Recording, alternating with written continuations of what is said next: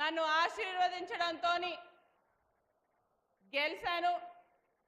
తర్వాత నుంచి ఆ రోజు చెప్పాను, ఏదైతే 10 సంవత్సరాల నుంచి ఒక లెక్క ఉంటే ఇప్పటి నుంచి గెలిచిన తర్వాత నుంచి ఒక లెక్క అని ఆ రోజే చెప్పినాను. ఈరోజు మన ప్రాంతానికి 1000 కోట్ల నిధులతోని చాలా అభివృద్ధి కార్యక్రమాలని ఈరోజు మనం శంకుస్థాపన చేసుకున్నాం. దీనికి ప్రత్యేకంగా ఇక్కడ ఉన్న మన ముఖ్యమంత్రి గారికి మన నారాయణపేట్ ప్రజలందరూ కూడా లేచి ఒక్కసారి గట్టిగా చప్పట్లతోని ఆయన కృతజ్ఞతలు తెలపాలని కూడా కోరుకుంటున్నారు. ఈడ చాలా మంది ఉన్నారు, మహిళలు ఉన్నారు.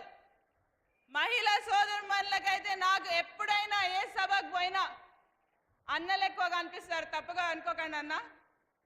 ఈసారి మాత్రం సగం సభ కంటే ఎక్కువ మన మహిళలే ఉండడం నాకు ఎంతో చాలా సంతోషం ఇచ్చింది. అమ్మ, ప్రతిసారి ఇలానే వచ్చి నన్ను ఆశీర్వదించాలని కూడా మీ అందరినీ కూడా కోరుకుంటూ, ఈరోజు జరిగిన కార్యక్రమంలో అన్నిటికంటే ముఖ్యమైనది మనకు సంబంధించిన మహిళా జిల్లా సమైక్య ఏదైతే ఏర్పాటు చేసిండ్రో పెట్రోల్ బంక్ ని, అదే విధంగా మెడికల్ కాలేజ్ కానివ్వండి, ఎంసీహెచ్ కానివ్వండి, నర్సింగ్ కాలేజ్ కానివ్వండి, ఆర్ఎండ్బి రోడ్స్ కానివ్వండి, పంచాయత్ రాజ్ రోడ్స్ కానివ్వండి, ఇలా చెప్పుకుంటూ పోతే చాలా పనులకి ఈరోజు 100 కోట్లతోని శంకుస్థాపనలు చేసుకున్నాం. ఈరోజు దీంతో పాటు ఇక్కడికి మన నారాయణపేట్ నియోజకవర్గ అభివృద్ధి బాటలో నడుస్తుందని ఇదొక తొలి మెట్టే అని మీ అందరికీ తెలియజేస్తున్నాను. ఇక్కడి నుంచి నాకు మీరు ఇచ్చిన అవకాశంతోని తప్పకుండా రానున్న 4 రోజుల్లో నారాయణపేట్ రూపు రేకులనే మార్చి తీర్తానని మీకు ఈరోజు ఈ సభ ద్వారా మాటిస్తున్నాను. ఈరోజు ఎక్కువసేపు చాలా మందికి తెలుసు, ఎక్కువసేపు మాట్లాడను, కానీ ఈరోజు నా చేత కూడా చాలా మంది మాట్లాడిస్తున్నారు.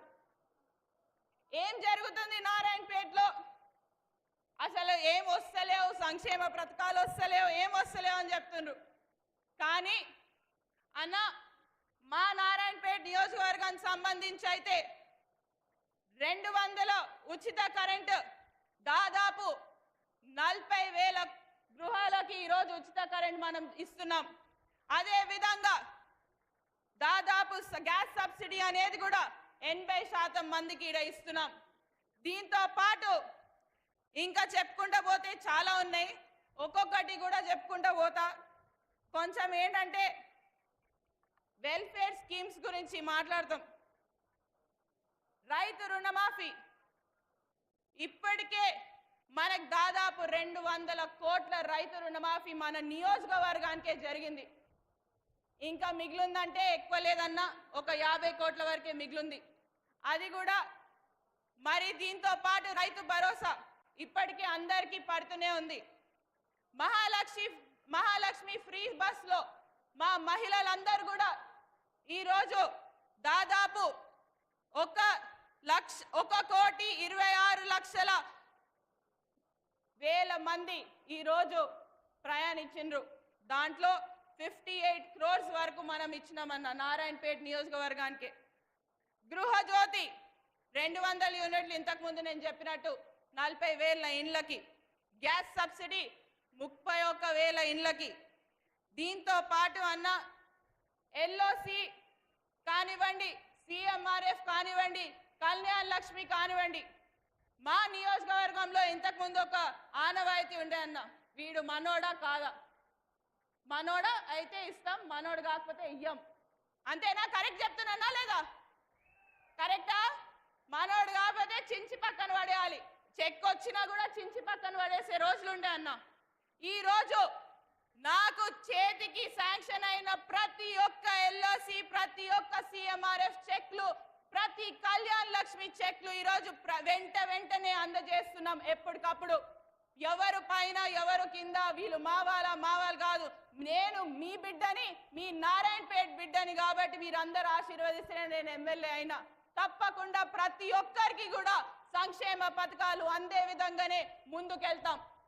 మీరన్నట్టు ఇంకా కొంతమంది చాలా అంటున్నారు. ఇంకా చెప్పాలంటే అసలు చెప్పుకుంటూ పోతే వాళ్ళ గురించి మాట్లాడదలుచుకోను. నేను అస్సలు మాట్లాడను కూడా.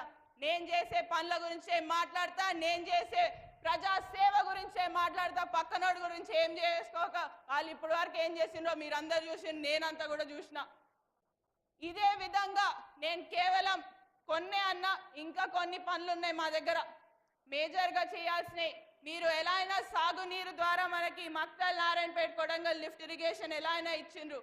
అదే విధంగా ఇంకా కొన్ని ప్రాంతాలు ఉన్నాయి చిన్న ఇరిగేషన్ స్కీమ్స్ ద్వారా, కొండాపూర్ కానివ్వండి, లేకపోతే అటువైపు కోయల్కొండలో గణపతిరాయ్ చెరువు కానివ్వండి, ఈ రెండు చేస్తే మాత్రం తప్పకుండా నీళ్లు పూర్తి స్థాయిలో నారాయణపేట నియోజకవర్గానికి మొత్తం కూడా అందుతాయని మీకు ఇక్కడ నుంచి మా రిక్వెస్ట్ అన్న.